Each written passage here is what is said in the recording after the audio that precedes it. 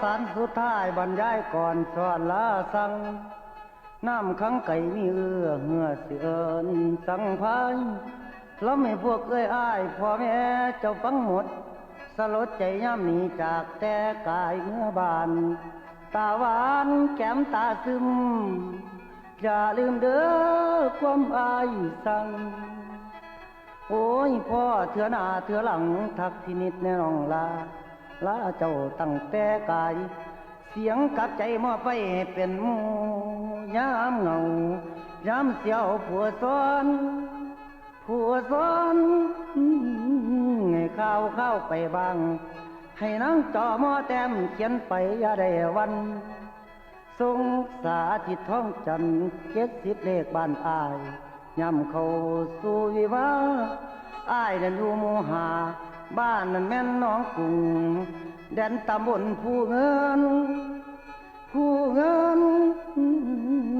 พินเสละพุ่มคุณจังหวัดเมืองเกินร้อยเป็นคนพ้อยที่ขาดคู่โอ้ยนอโอ้ยมีละแม่แต่สู้เมียสอนหากบ่สู้พุ่นกะสู้พี่กะสู้อยู่พินิจให้ผิดหวังดังกระดังทั้งขอผู้กินแม่นคุ้ยพุ่นเอาบุญหยังก็เลยแล้ว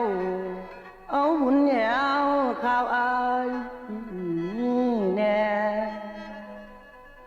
โอ้ยคันบ่ได้ซอยเรา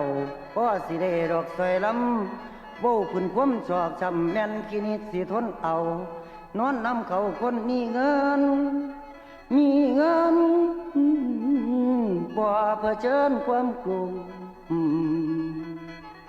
ร้อนรุมใจนิดจิตไม่เชื่อความขมขื่นเป็นเพื่อนตามเสมอ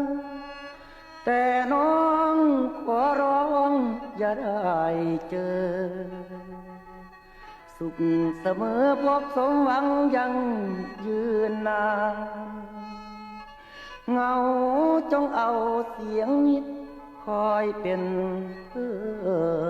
นเอาแสงเดือนเป็นสื่อตาพาประสานคิดถึงพี่